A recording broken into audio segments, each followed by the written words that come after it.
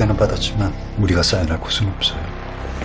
이번 협정만 잘 끝내면 Can I get some real fucking ketchup around here? 대통령님, 나도 나 혼자 할 수 있는 게 있고 없는 게 있습니다. I'm gonna take your nukes back home. I'm gonna put on a good show. 급변하는 국제 정세 속 유일하게 냉전 상태로 남아있는 근미래의 한반도. 대한민국 대통령은 한반도의 평화를 정착시키기 위해 고군분투 중이다. 그리고 드디어 그 열매가 맺어진다. 북한 최고 지도자와 미국의 대통령이 북한 원산에서 북미 평화협정을 위한 정상회담을 갖기로 한 것이다.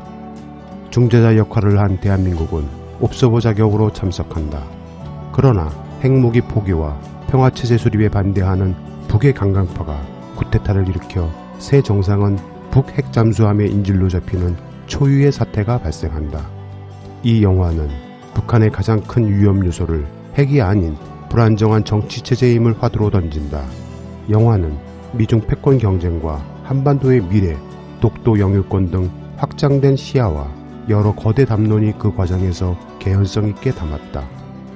이 영화에서 가장 흥미로운 지점은 독도 앞바다에서 펼쳐지는 잠수함 액션 장면이다. 기만 어뢰, 폭뢰, 초계기 등 잠수함전에서 실제 사용되는 다양한 장치들이 동원돼 스릴과 박진감 넘치는 수중 액션씬을 완성했다. 변호인이란 노무현의 삶을 주제로 만든 영화로 우리에게 친숙한 양호석 감독의 작품인 지난 7월 29일 개봉한 영화 강철비2 정상회담은 현실 같은 남북 상황에 맞춰 긴장과 위트로 탄탄한 시나리오를 바탕으로 흥행몰이 중에 있다. 현재 대한민국의 현실과 상황을 디테일하게 표현했다. 대한민국. 예로부터 우리나라는 지리적으로 강대국의 틈바구니에서 이념 또는 정치적 사안에 따라 주변국들의 욕망과 제국주의의 수많은 희생과 피해를 당해왔다. 작은 나라이기에 대항할 힘도 마땅한 무기체계도 없었다. 그렇게 국민은 참혹하게 죽임을 당하거나 남과 북으로 갈라져 동족 간 총부리를 겨눴다. 지난 7월 27일이 무슨 날인지 여러분은 기억하는가? 그날은 6.25 전쟁 전정협정 및 유엔군 참전의 날이기도 하다. 한국 전쟁 당시 위기에 처한 대한민국을 수호한 우리 국군과 함께 유엔 참전 22개국 195만 참전 용사의 희생과 공헌에 감사함을 표하기 위함 외에도 동맹국과의 우호 협력을 강화하고 전후 세대에게 동맹국에 대한 올바른 역사 인식을 재정립하는 중요한 계기로 삼기 위해 2013년부터 7월 27일을 국가기념일 유엔군 참전의 날로 지정하여 정부 기념행사로 거행하고 있다. 정전협정으로 총소리는 멈췄지만 남북은 방아쇠에 손을 대고 언제라도 우발적 충돌이 일어날 수 있는 일촉즉발의 상태인 휴전 중인 상태로 67년 동안 유지되고 있다. 무려 67년간 분단국이며 최장 정전 국가이다. 이제는 동족 간 적대는 멈추고 상호 평화를 추구하고 동반 발전을 통한 한민족의 새로운 역사적 전기를 써야 할 시기임에는 분명하다. 그 의지는 누구보다 문재인 대통령에게 수건이었다. 정권이 바뀔 때마다 반복되는 정치적 이념적 싸움을 끝내고 함께 손잡고 미래를 위해 후손들을 위해 이 강토를 하나로 만들자는 의지로 문재인 대통령은 집권 초반 열심히 내달랐다. 그 결과 감동적이었던 도보다리 정상회담을 넘어 북한을 방문해 북한길로 백두산에 오른 유일한 남한 대통령으로서 북주민들에게 평양능라도 경기장에서 첫 연설을 하기도 하였다. 당시 문재인 대통령은 연설을 통해 우리 두 정상은 한반도에서 더 이상 전쟁은 없을 것이며 새로운 평화의 시대가 열렸음을 8천만 우리 결의와 전 세계에 엄숙히 천명했습니다. 또한 남북관계를 전면적이고 획기적으로 발전시켜 끊어진 민족의 혈맥을 잇고 공동변형과 자주통일의 미래를 앞당기자고 굳게 약속했습니다. 라고 하였다. 그러나 두 정상의 약속은 그리 오래 가질 못했다. 주변국들은 남북이 원하는 화해와 평화를 달가워하질 않았다. 현재의 긴장 상태를 계속 유지하는 것이 그들 나라에게 유리하기 때문이다. 여하간 최근 급변한 태도로 북한은 개성연락사무소를 파괴하기도 하였다. 정말 북한이 원하는 속내는 무엇일까? 그것은 조금만 생각해보면 쉽게 알 수 있을 것이다. 북한 체제는 공산주의에 기인한다. 그들 공산주의는 중국식이나 러시아 등과는 또 다른 유일 세습 체계로서 자신들 일가와 권력 실세들의 안전을 최우선으로 생각한다. 평화가 가져다주는 좋은 것은 취하되 그 평화로 인해 자신들의 안위가 불안정하거나 위험해지는 것은 용납할 수 없기 때문이다. 그렇기에 저들은 경제적으로 낙후한 실정에선 재래무기를 현대화할 수는 없었다. 안전을 답보할 수 있는 가장 손쉽고 쉬운 길은 핵을 보유하는 것이었고 그렇게 저들은 핵을 가졌다. 그리고 이제 핵 보유국으로서의 지위를 인정받고자 한다. 김정은 위원장은 정전 67주년을 맞아 자유적 핵 억제력을 언급하며 핵 보유국 지위를 재확인했다. 자유적 핵 억제력으로 하여 이 땅에 더는 전쟁이라는 말은 없을 것이라며 우리 국가의 안전과 미래는 영원히 굳건하게 담보될 것이라고 밝혔다. 즉 자신들에게 핵은 있으나 스스로 통제하여 안전과 미래를 담보하겠다는 것이다. 북의 속내는 자신들의 안전이 최우선적으로 보장되고 체제 또한 세계가 인정한다라면 주변국 및 세계와의 경제 교류 등을 통해 중국 또는 베트남 등 경제 모델 국가처럼 발전하여 북주민과 자신들이 좀 더 풍요로운 삶을 살기를 바라는 것일 것이다. 즉 핵을 포기 내지는 세계로부터 검증을 통한 통제를 받겠다고도 했었다. 그렇게 북은 핵을 평화와 경제 발전을 위한 딜 거래 조건으로 삼은 것이다. 그러나 이 문제는 그렇게 녹록한 문제가 아니었다. 단순 남북 간의 문제를 넘어 주변 강대국 간의 이권과 유불리에 따라 결정되어야 할 일이었고 특히 미국의 입김은 막강했다. 그러나 문재인 대통령은 자신에게 조명될 수도 있었던 평화 프리즘을 마다하고 모든 스포트라이트를 미국 트럼프 대통령과 김정은 위원장에게 넘겼다. 즉 중재자 역할을 자진했다. 새 정상이 판문점에서 만나는 극적인 연출의 순간은 세계 톱 뉴스가 되었으며 이제야 비로소 67년간의 정전을 넘어 평화정전 종결 협정에 나올 것이라 남북 모든 동포는 기대했다. 그러나 미국 트럼프는 이 사안을 정치적으로 이용했다. 자신의 재선을 위한 도구일 뿐이며 남북평화 따위는 안중에도 없었던 것이었다. 그렇게 힘들고 어렵게 10여 년간 이명박근혜 정권이 망쳐놓은 남북관계를 겨우 궤도에 올려놓았으나 국내외 정치 상황에 한 발자국도 더 전진하지 못하는 답보 상태에 이르렀다. 이 결과 북한은 어린아이 마냥 굴었다. 남한과 미국을 향해 연일 비난을 쏟아냈으며 이런 식이라면 핵 포기는 물 건너가는 것이고 소위 우리식 경제 발전을 꾀하겠다는 것이다. 그와 더불어 더욱 핵무장에 열을 몰릴 것을 천명했다. 이에 국내 강경파 및 극우 보수 세력도 자체 핵무장을 주장하고 있다. 핵에는 핵으로 대응해야 한다는 논리이다. 자주국방이라는 미명 아래 핵무장을 이야기하는 것은 결국 평화가 아니라 상시적 전쟁 위협 속에 살아가자는 것으로 귀결된다. 앞으로도 북한은 미국 대통령 선거와 한국 정치 상황에 따라 강원 전략을 적절히 배합해 자신들이 원하는 쪽으로 협상을 하려 할 것이다. 여하간 이러한 문제는 군사적 균형이라는 대전제하에 가능한 일이다. 남한이 군사적으로 북에 비해 열세이거나 동등하지 못한다라면 협상 또한 동등한 위치에서 해나갈 수 없기 때문이다. 그러므로 극우 보수 세력이 말하는 핵무기를 가지기보단 전술적 핵 배치가 맞는 상황일 듯하다.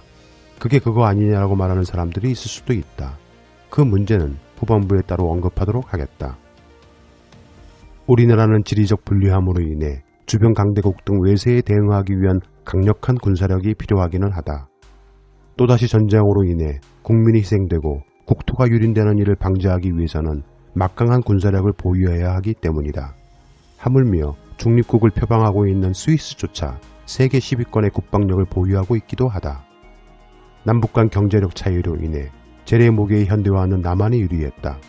이로 인해 군사력 격차는 날로 차이가 났으며 재래무기로는 남한에 상응하지 못하자 북한은 핵을 통한 무기들을 개발했다.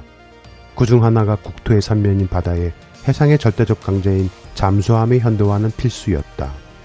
북한은 2016년 8월 잠수함 발사 탄도미사일 소위 SLBM을 500km 넘게 날려보내 일정 수준의 발사 능력을 확보했음을 증명했다. 즉 북한의 핵추진 잠수함 보유론이 제기됐다. 북한이나 다른 국가가 삼면이 바다인 해상을 통해 우리나라의 위협을 강할 수 있는 가장 좋은 수단은 잠수함일 수 있으며 이에 잠수함에 대한 획기적인 전기를 마련해야 할 필요성이 생긴 것이다. 북한이 잠수함 발사 탄도미사일을 보유했다 해서 반드시 핵추진 잠수함을 보유했다고는 볼 수 없다. 남북한 현재 보유하고 있는 잠수함은 디젤 엔진을 동력원으로 이용하는 이른바 재래식 잠수함이다. 반면 원자력 잠수함이라고 말하는 핵추진 잠수함은 핵 분열에서 얻어지는 에너지를 동력으로 사용하는 잠수함을 말한다. 핵추진 잠수함이라고 해서 모두 핵무기를 탑재하는 것도 아니고 반대로 핵무기라고 해서 반드시 핵추진 잠수함에만 탑재하는 것도 아니다. 핵탄두를 결합한 탄도미사일을 재래식 잠수함에 탑재할 수도 있다. 그래서 북한 김정은이 언급한 핵무기를 탑재한 잠수함이라는 것이 꼭 추진 잠수함을 의미하는 것은 아니다. 북한의 핵추진 잠수함 건조설은 나가도 너무 나간 이야기일 수도 있다. 하지만 핵추진 잠수함은 디젤 잠수함에 비해 잠행 능력과 속력이 뛰어나다. 디젤 잠수함은 축전지를 충전하기 위해 일정 시간이 지나면 반드시 수면 위로 올라와야 한다. 지난 1954년 미국은 세계 최초의 핵 잠수함 노틸러스호를 공개해 세계를 깜짝 놀라게 하기도 했다.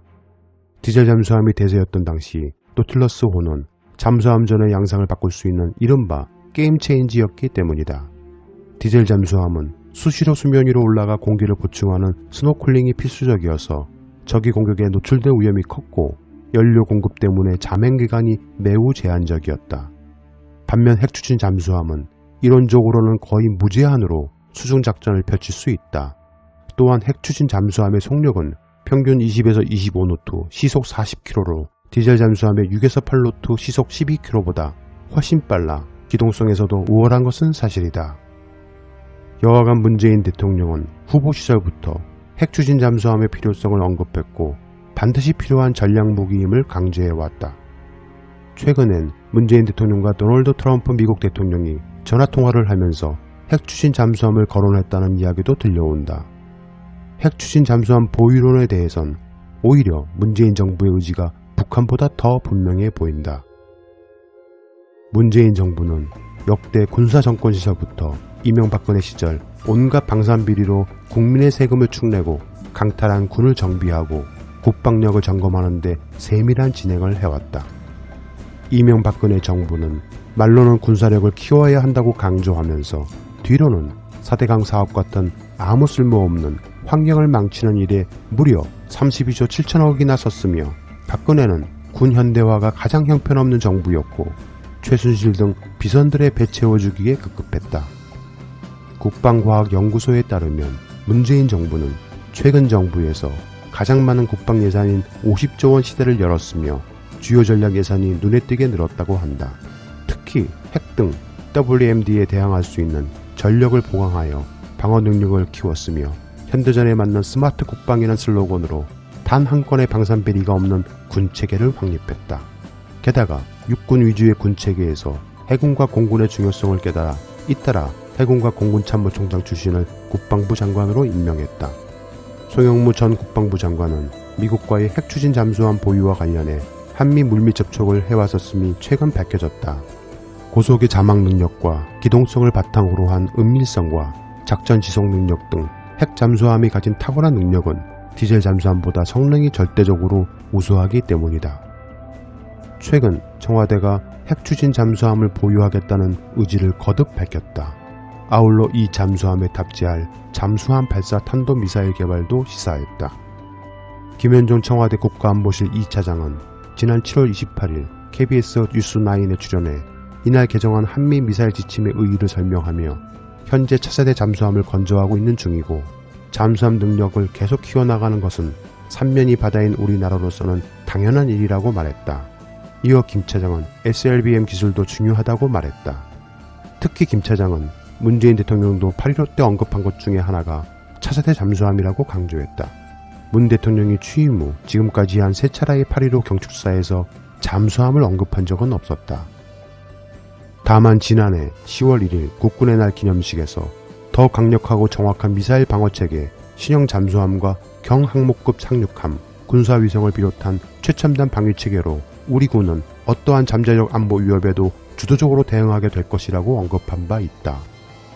또 김 차장은 한미 원자력 협정 때문에 건조가 어려운 것 아니냐는 물음에 핵추진 잠수함 건조와 한미 원자력 협정은 별개라며 한미 원자력 협정이 핵추진 잠수함 건조에 걸림돌이 되지 않을 것임을 분명히 했다.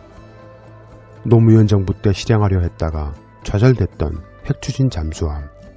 문재인 대통령은 후보 시절부터 군의 전력 증강의 필요성을 언급하면서 잠수함의 현대화가 우리나라와 같이 지리적으로 삼면이 바다인 국가에서는 필수 요건이라고 하였다. 이제 대한민국은 현재 세계 군사력 평가에서 6위에 해당한다. 어떠한 위협도 막아내고 억제할 국방 능력을 갖추는 것이 안전한 대한민국을 만들어가는 길임을 천명한 문재인 대통령.